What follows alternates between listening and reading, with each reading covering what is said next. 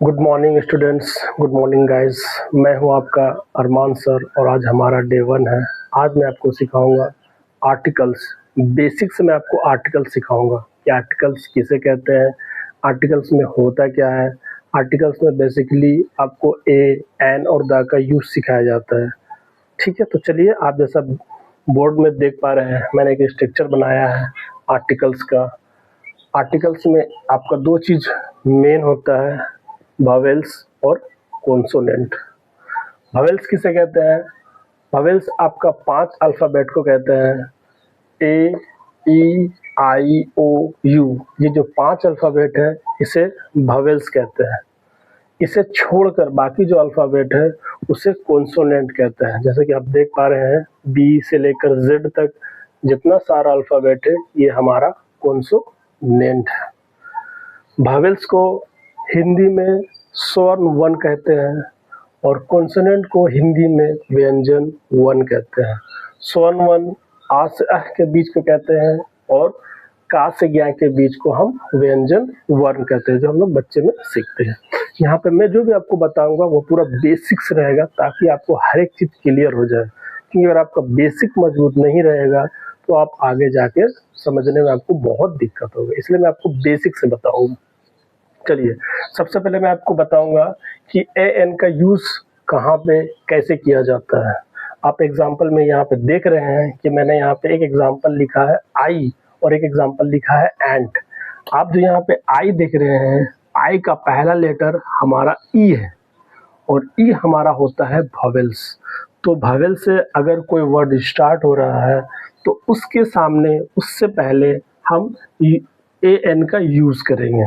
दूसरा एग्जांपल आप देख रहे हैं, एंट है।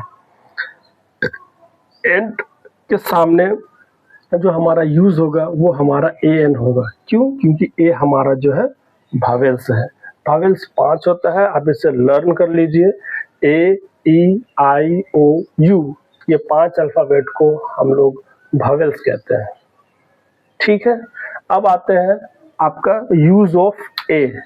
यूज ऑफ ए जो आपका होता है वो कॉन्सोनेंट से अगर वर्ड कोई स्टार्ट है तो उसके सामने किया जाता है। जैसे आप एग्जांपल देख पा रहे हैं, मैंने एक एग्जांपल लिखा है बैट, एक एग्जांपल मैंने लिखा है डॉग। बैट का पहला जो अल्फाबेट है बी, ये हमारा कॉन्सोनेंट है, इसीलिए यहाँ पे मैंने यूज किया है ए।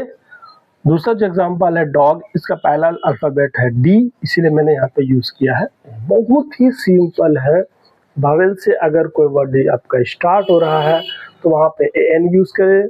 अगर कॉन्सोनेंट से कोई वर्ड स्टार्ट हो रहा है तो वहाँ पे आप ए यूज करें। ये चीजें आपको क्लियर हो गई होगी। लेकिन कभी कभी कुछ वर्ड ऐसे आपको मिलेंगे जो आपको कंफ्यूज कर देंगे।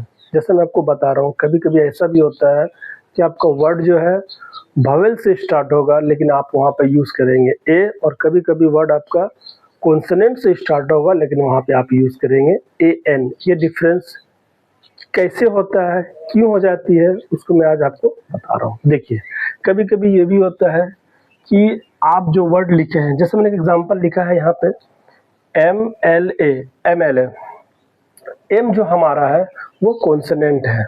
तो जाहिर सी बात है, मैंने अभी जैसे आपको बताया है कि कॉन्सोनेंट से अगर वर्ड स्टार्ट होगा तो वहाँ पे यूज होगा ए। लेकिन कभी कभी आपका उच्चारण के आधार पे, प्रोनाउंसिएशन के आधार पे बदलाव होती है। जैसा आप यहाँ पे देख पा रहे हैं, मैंने एग्जाम्पल में MLA लिखा और उसके सामने मैंने AN लिखा। ये मैंने इसीलिए लिखा क्योंकि जब मैंने इसे रीड किया, जब मैंने इसे पढ़ा MLA, तो इसका जो पहला लेटर है M, इसको जब मैंने पढ़ा M, और जब मैंने इसे लिखा तो मैंने लिखा A और माँ, M, और A जो मेरा है ये हमारा स्वर्ण वन है।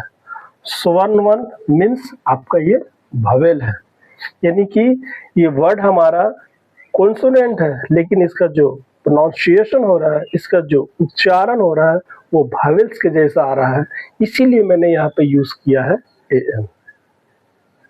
ठीक है, नेक्स्ट देखिए, मैंने एग्जांपल लिखा है यूनिवर्सिटी।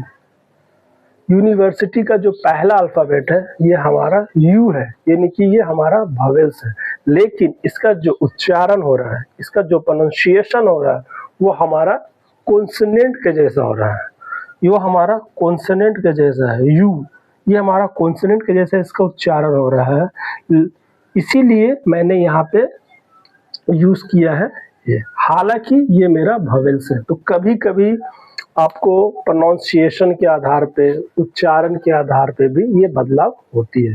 तो आप जब ऐसा देखेंगे तो आप उसको सबसे पहले उच्चारण करेंगे कि उसका जो उच्चारण है वो प्रोनाउंसिएशन हो रहा है, आपका वोवेल्स का उच्चारण आ रहा है या कॉन्सोनेंट का उच्चारण आ रहा है, उसी आधार पे आप यूज ऑफ एन का वहाँ पे उपयोग करेंगे।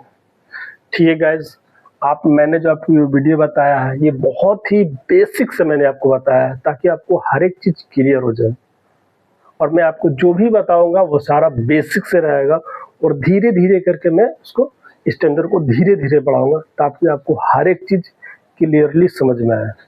अगर आप इसे जानते हैं तो बहुत अच्छी बात है, क्योंकि मैं कल जो बताऊंगा डे 2 में इससे थोड़ा सा अपग्रेड रहेगा ताकि आपको और एक चीज क्लियर हो जाए, और फिर मैं नेक्स्ट में आपको बताऊंगा दा का यूज।